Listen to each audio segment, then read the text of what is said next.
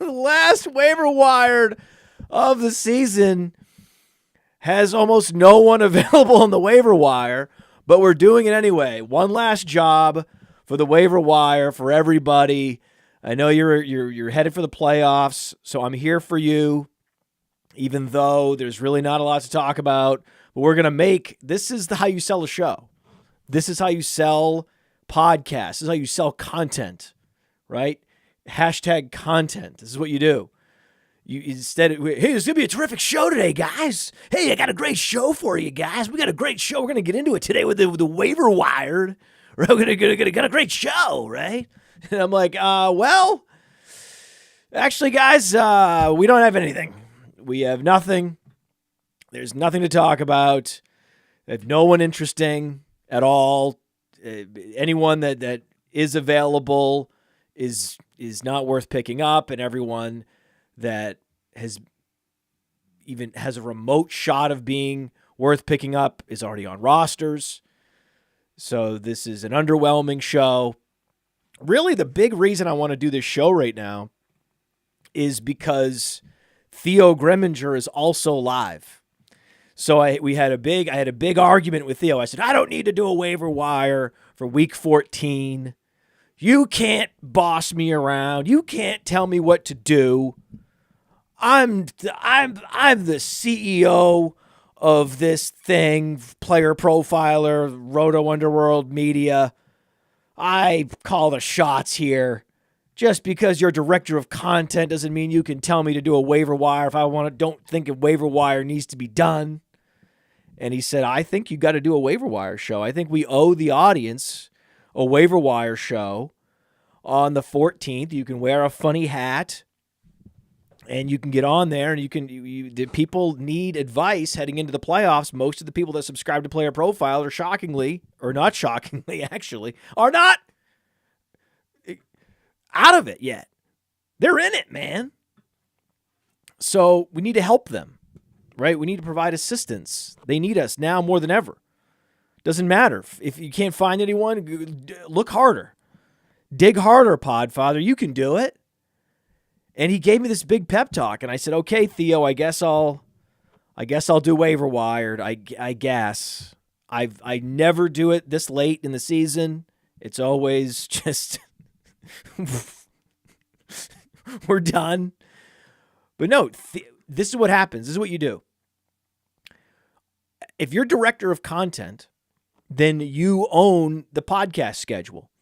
And if I want to be a podcast host, well, I'm not in that capacity the boss. Theo's my boss. So there's times when I'm Theo's boss, and there's times when Theo's my boss. You see? This right now, Theo is my boss. But this is very complicated because Theo's also a host on another show, Press Coverage. A great show, by the way. You should all be subscribing to Press Coverage. If you subscribe separately to Waiver Wired on your podcast app, I would also subscribe to Press Coverage. Theo does an incredible job. But the problem is that sometimes my schedule is not fixed. It's not set because I get phone calls from agencies, partners, serious phone calls, very serious phone calls. I get very serious phone calls, very serious. And sometimes I can't go live at 1 o'clock. I have to go live at 2 o'clock. That's just what happens. People know that. Like, my schedule's not quite as fixed and set as others. And so Theo is really playing a dangerous game. When he scheduled his show for 2 o'clock, he was playing a very dangerous game that I would go live on time with Waiver Wired, and I did not go live on time for Waiver Wired. And then I thought, man, I should really delay the show. I got to give the whole YouTube platform to Theo. It's wrong and rude to simultaneously go live with two shows. In fact, it's a complete waste, right? Our live schedule has plenty of gaps in it throughout. And one day,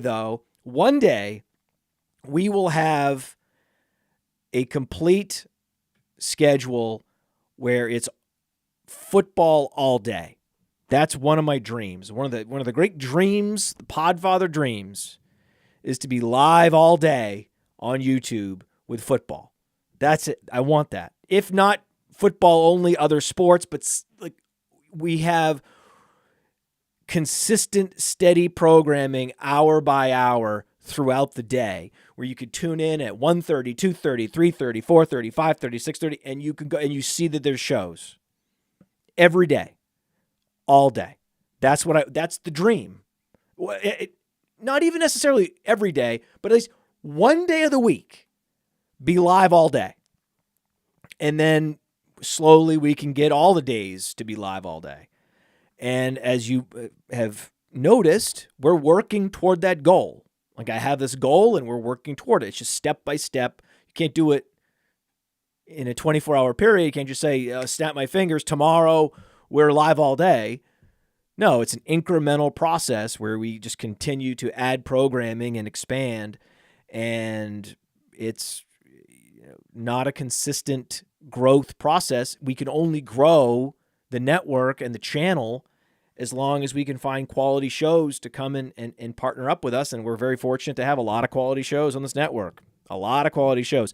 This is like one of the lowest quality shows because it starts with manual mouth sound effects of an electric guitar that alienates most people that listen to it for the first time. This is terrible. I can't listen to this. They turn it off. This is one of the worst shows we do. And I tried to explain to Theo, I said, listen, I don't think we need to do Waiver Wired this week. And he said, no, you have to do it. You're obliged to do it. I'm the boss of content, and you're my underling when you're a host. And I said, that's fair, and I'll go ahead and do it. But I can't promise you a particular time, as I never can, right? You never know. And so now I'm live when he's live. And this is the devil he's dancing with. Theo decided to dance with this devil, and now this is where he is. Now we're competing for live viewership. I only have 33 people watching this. 33 people live is such a low number. It's pathetic. It's because most people are rightly watching Theo and also don't care about who's on the waiver wire this week because it's self-evident that there's no one that they're interested in. So why are we even doing this? Well, because it's fun, because I like to be on a microphone, and there is a particular player that we all have loved. He was one of the best college running backs, yet one of the least productive college running backs because he didn't get enough opportunity because he was behind Roschon. He was behind Bijan Robinson, and that's Roschon Johnston. Okay? If there's for one reason and one reason alone I'm on right now, it's to make sure that Roschon Johnston is rostered across fantasy football. It's possible that you don't have him and someone in your league dropped him because he had a bye. That's very possible. I would put 80% of your budget on Roschon Johnston this week. I wouldn't go 100%. I would go 80%. I would hold some back because he doesn't have the reputation that where he was like, oh, this guy, he's going to be the starting back. We better go all in. You don't have to quite go all in yet with Roschon. There's a lot of doubters, a lot of skeptics. I'm not one of them. No, Roschon Johnston does not have great breakaway speed. That's his only weakness. So I don't want to talk about Roschon Johnston in terms of strengths. His strengths are everything, all of them, with the exception of breakaway speed. And that's a big one. But Arian Foster and many other running backs back through time have been great without breakaway speed.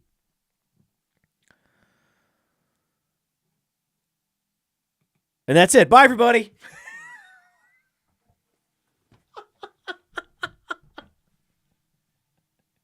This top hat. So I decided to top hat because there's some electric guitar lead players. What? Can I talk? There are some lead guitarists who wear the top hat. So I thought today would be a good, but then I also have always wanted to try this move. Let's see if we can do this where I tap very hard on the back of the hat and it goes off. Let's see if it works. Nope, didn't work. It just went down. It went down like I'm like a Fred Astaire.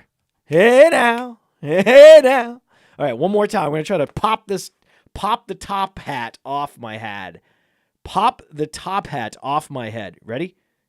Oh, that worked. Oh, I hit my nose. Ah, damn it. Really hurt. It was really uncomfortable, too. God, how do they wear those all day?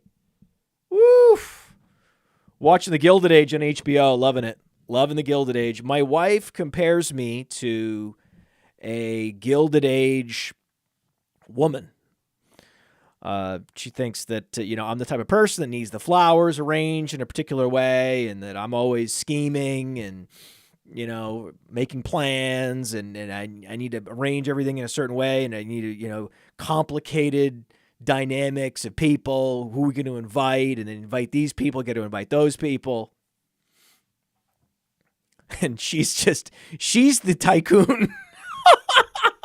That's it. That's right. That's about right. Okay, next priority, running backs. Ezekiel Elliott is available in a bunch of leagues. I know that some people are going all in on Ezekiel Elliott over Roschon Johnson. So really, it's not a traditional stream or podcast because I just have a couple points I want to make and then I want to get off the air. So one of the key points is you want Roschon over Ezekiel Elliott. So if you're in a league where Roschon and Ezekiel Elliott are available, some people are going to say Elliott because that's a known brand and he's teed up to be the starter now with Ramondre Stevenson likely missing time.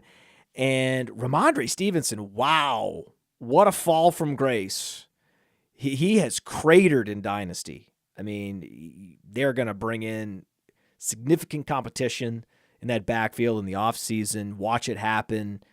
He was unimpressive this year. Had some nice weeks, especially given the situation, but the situation's not going to get much better. And he's already at the age apex. So what are you really getting out of Ramondre Stevenson in the short term? Nothing. In the long term, not a lot. So it's like when you start going down the board, the running back rankings on Player Profiler, like, well, would you rather have Ramondre Stevenson than this guy? No. Would you rather have Ramondre Stevenson than this guy? No. Woo. Tough scene for Ramondre. And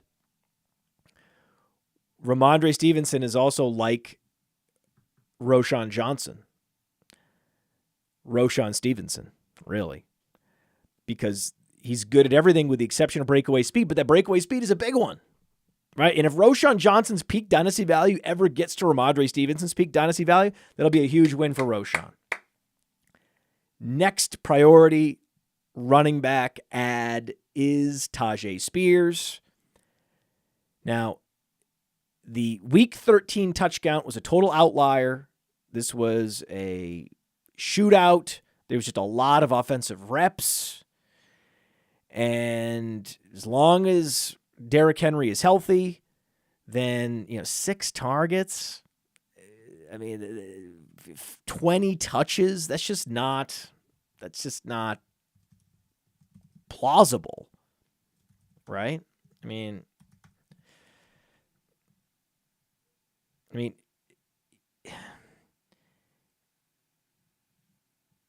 he missed time in the game because he had to go to the blue tent, right? The blue tent visit for Derrick Henry.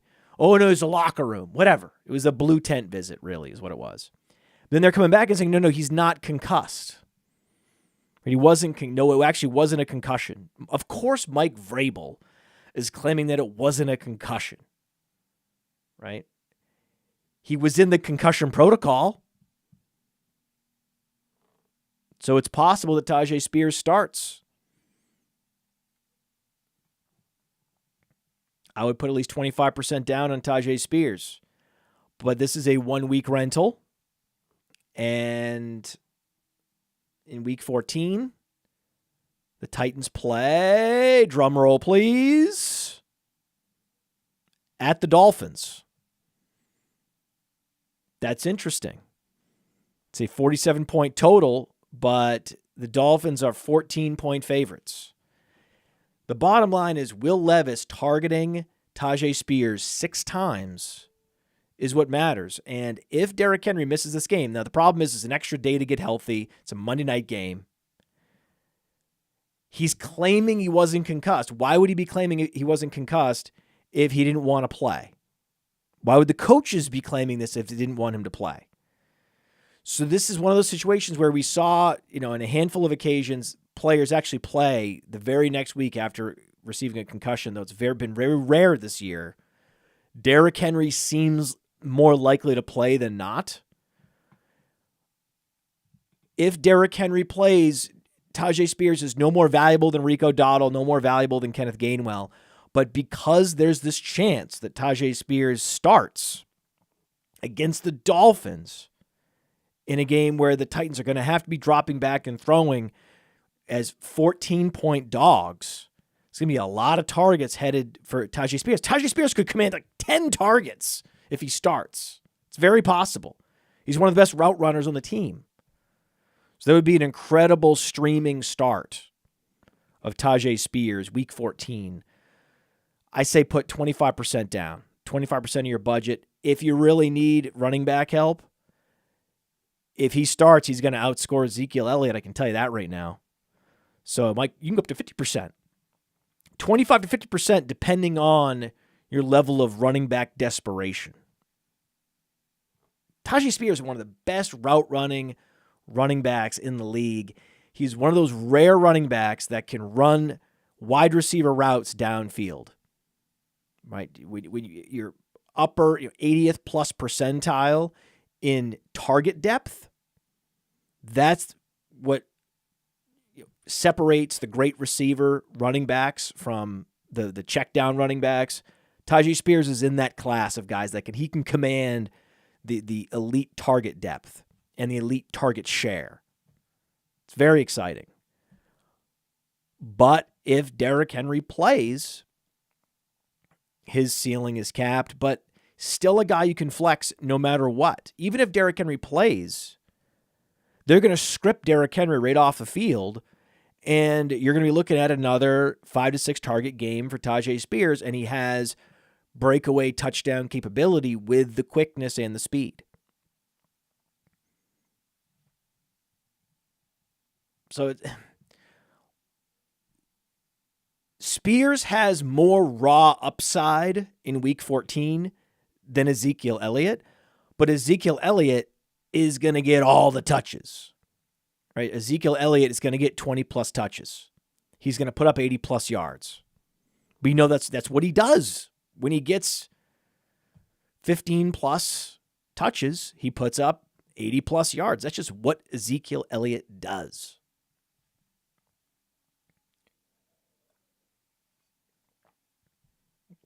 And the Patriots are playing the Steelers Thursday night.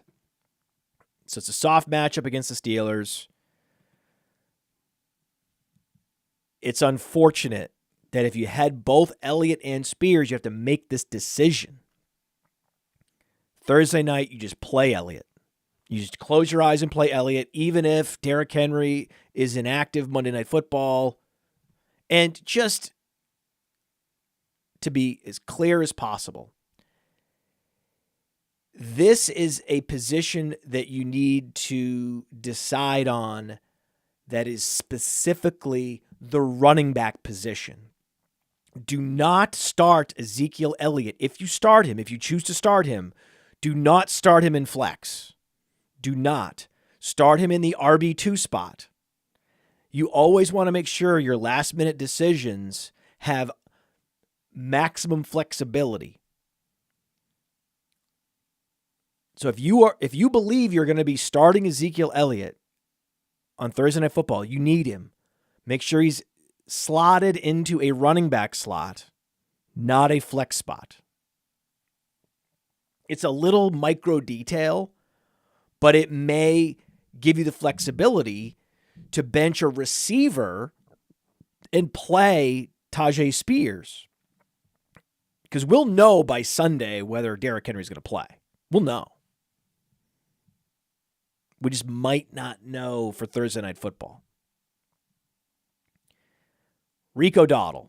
Rico Dowdle's another guy. He didn't do anything last week, but the contingent upside with Rico Dowdle is as high as any running back. It's, I think, higher than Elijah Mitchell, higher than Kenneth Gainwell. Kenneth Gainwell is going to have touch competition from Rashad Penny. Elijah Mitchell's going to have touch competition from another stash that I like in Jordan Mason. Like Jordan Mason had 2 carries. Elijah Mitchell had 3 last week. So the one guy we know is going to get all the touches, is going to be a total bell cow, is going to be Rico Dowdle in the event of an injury.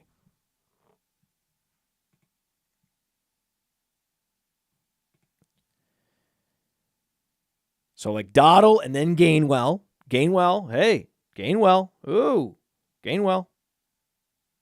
Out-targeted Swift again.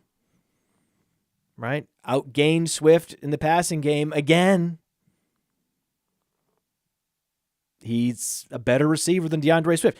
DeAndre Swift is a better runner than I thought and a worse receiver than I thought. Right? Just look at the way he's been used.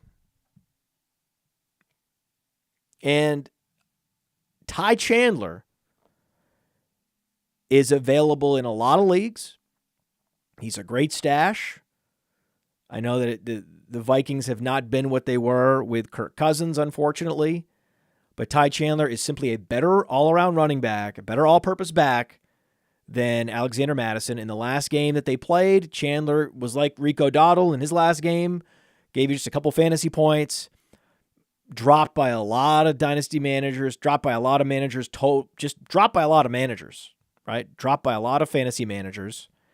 And for dubious reasons. Like, there's no reason to drop this guy.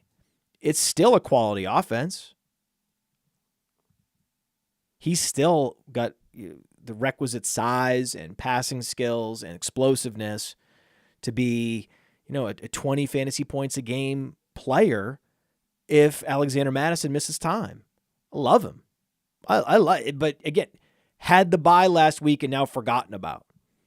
Right? Roschon Johnston, forgotten about by some people. So take advantage of these players that had buys last week, like a Ty Chandler, and get them scooped up.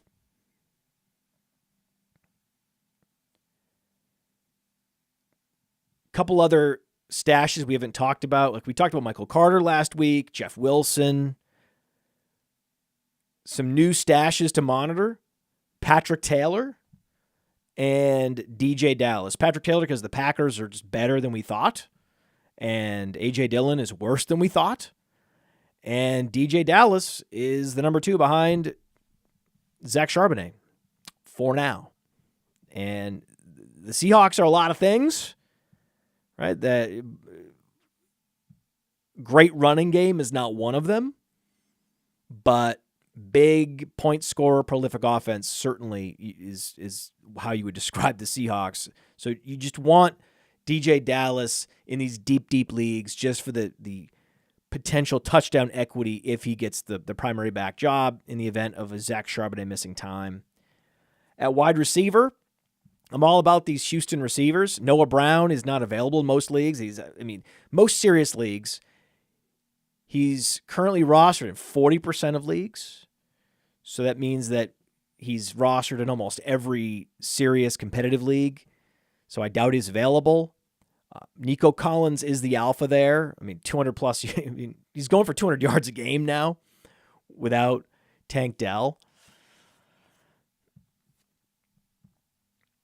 But remember, just a few weeks ago, that it was actually Noah Brown that was out producing Nico Collins.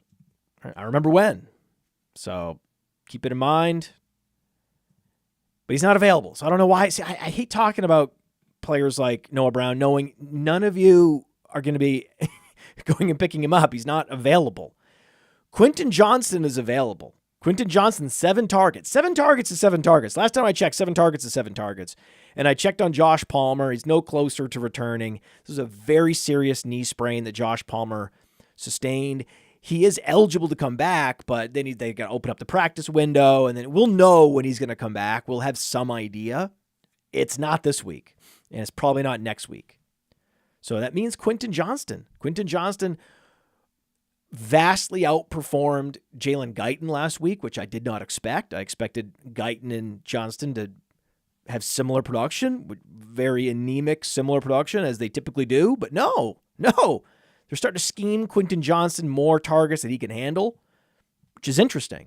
It's interesting. I was like, okay, I can get behind Quentin Johnston. I mean, all the players that we like have been picked up. Jaden Reed's rostered more than 50% of team. So it's like, look around the leagues. Who are you going to pick up? We're now down to receivers I hate, right? It's now like Quentin Johnston, Jalin Hyatt, right? I'd bid more on Jalin Hyatt, actually. There'd be more boom upside if he wasn't facing the Packers, right? Look what the Packers did to Patrick Mahomes. What do you think they're going to do to DeVito, right? So I'm not as enthusiastic about Jalin Hyatt as I would like to be. John Metchie, though. John Metchie. This is a pure target conservation play.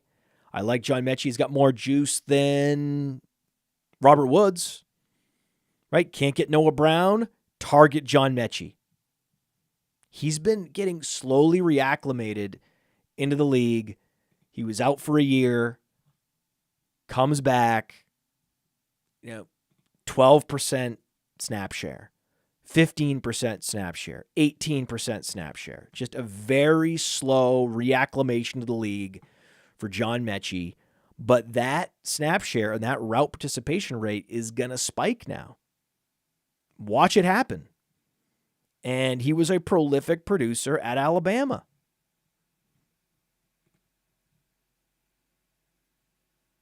I mean, here's the snap share heading into the Denver game for John Metchie. 10, 15, 22, 24, 35. All right. So then it was much higher against Denver. And then so closer to 50 against Denver. And then now, could be closer to 75.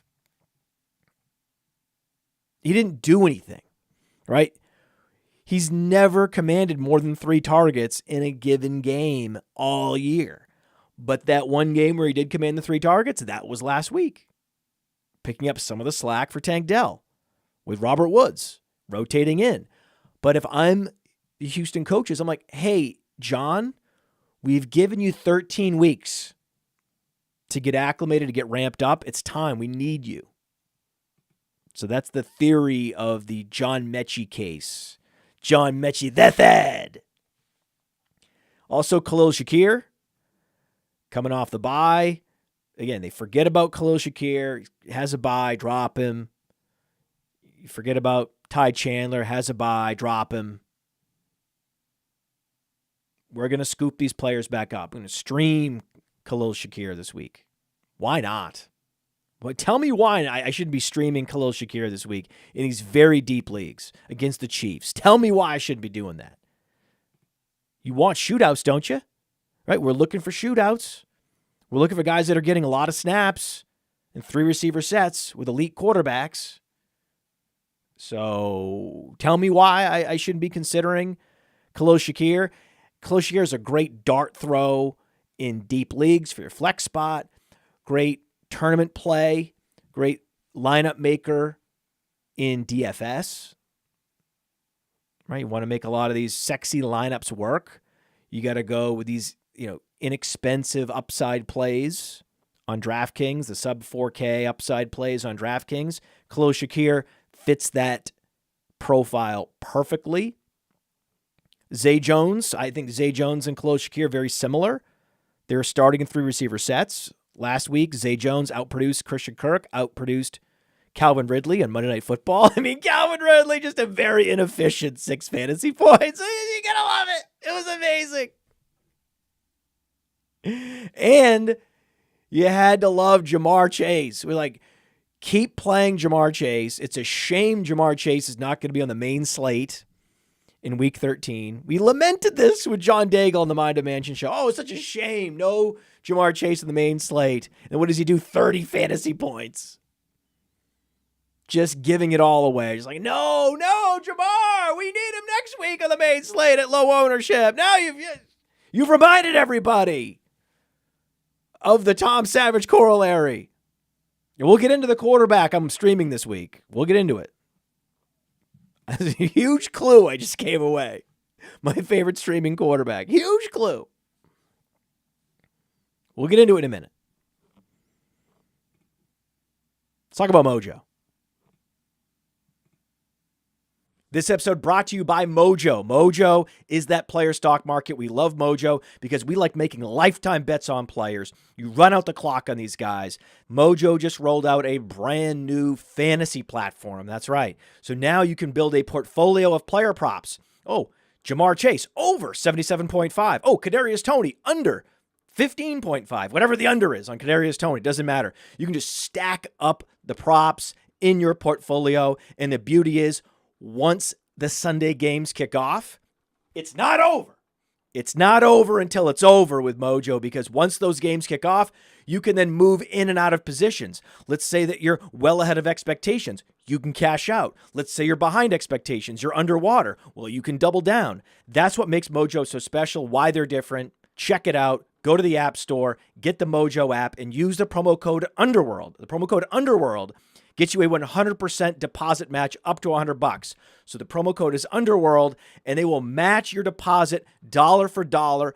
Go to Mojo, start building your portfolio, and then during the games, you can be a fantasy day trader. Woo.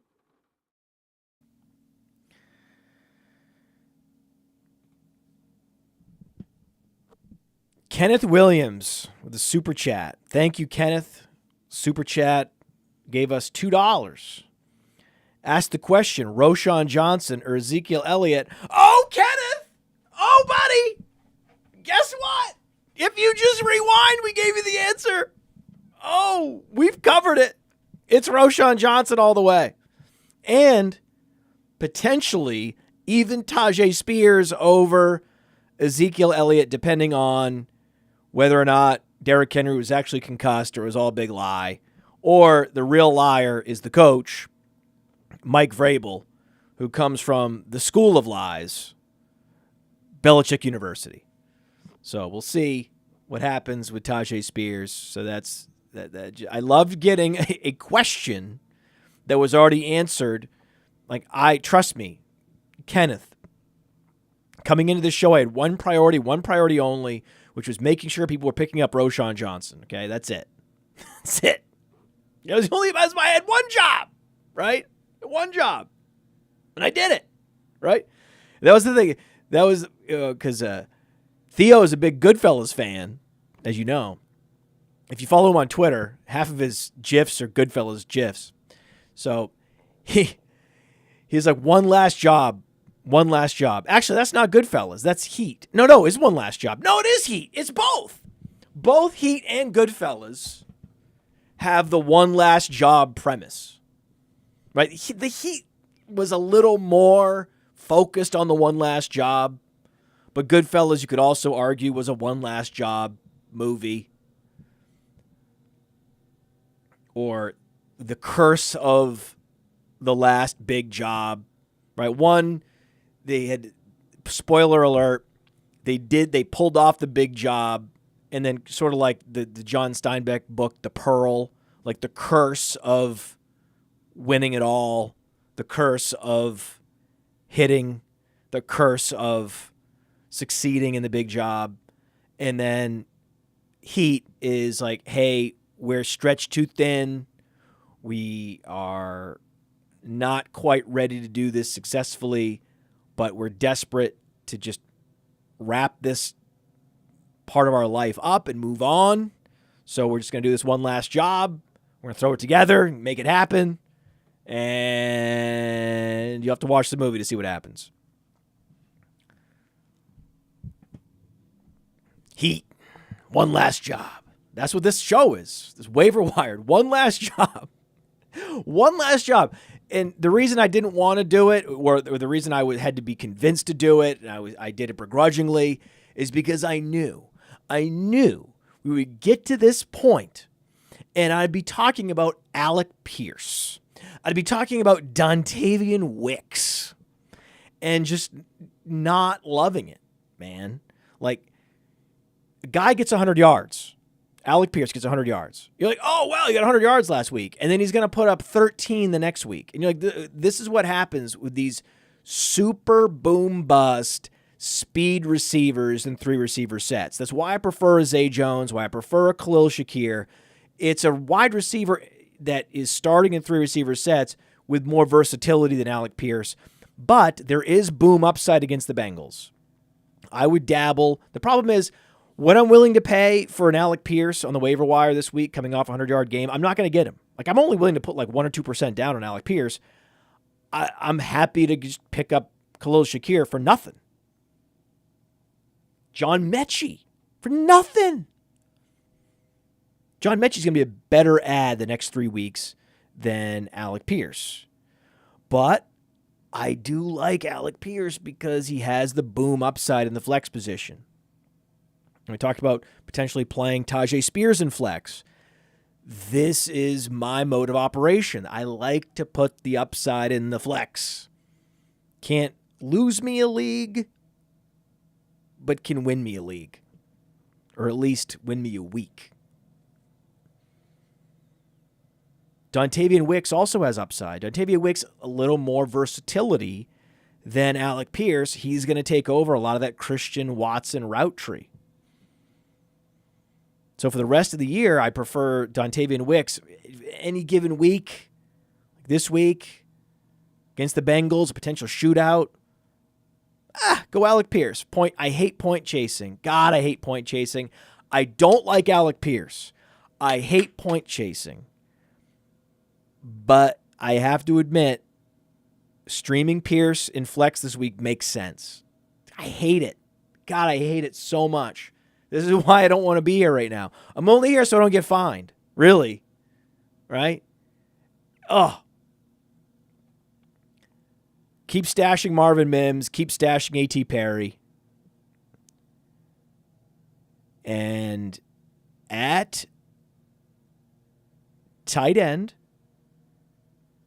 the Ravens' leading receiver last week, Isaiah Likely, 4 catches, 40 yards. That's it. That's all they got from him. But that was enough to be the leading receiver. Isaiah Likely is the starting tight end on a team that features the tight end, and he isn't explosive, but he's otherwise a skilled receiving tight end. He's a move tight end, and he's a featured move tight end, and that's a great player to stream. If available, I'd go up to 5%. If you need tight end help, I'd go up to 5%, maybe even 10% on Isaiah Likely. I like him this week. And I also want to apologize. I want to issue a formal apology to everyone that streamed Juwan Johnston. I was on a total heater with my must starts. Because on TikTok, we do a must start collage, and I always submit my must start, and I was on a roll. And I thought, well, I can't lose this week. No Michael Thomas, no Rashid Shaheed. Chris Olave's hurt. Shootout game environment. You got to go Juwan Johnston. Juwan Johnston's a smash.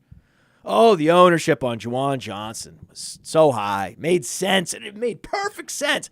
But the tight end position is so damn volatile week to week, you just don't know. Game plan to game plan, matchup to matchup, you just don't know. God, everything lined up. I apologize. That was bad advice. Bad. But go back to Isaiah Likely. And at quarterback,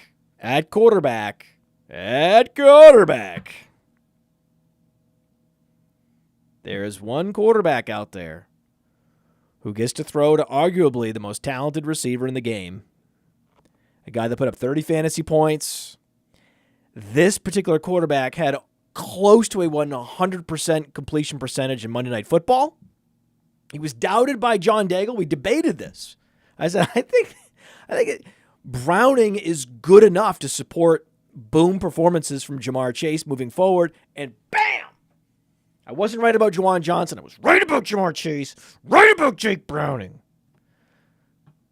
Look at the matchup this week. Indianapolis. The worst outside corners in the game. Jamar Chase going to feast, and he's going to feast from passes from one Jake Browning. Hey, I want to take a moment to thank you for tuning in. It's important to me that all of our media be free. This is only possible because of you allowing a true independent sports media enterprise to thrive unlike any other in the business. So please subscribe to the All In Package to continue to make all this possible, to ensure that all of our stats, information, data, content is available to you, especially you, the people that get the site and get the show.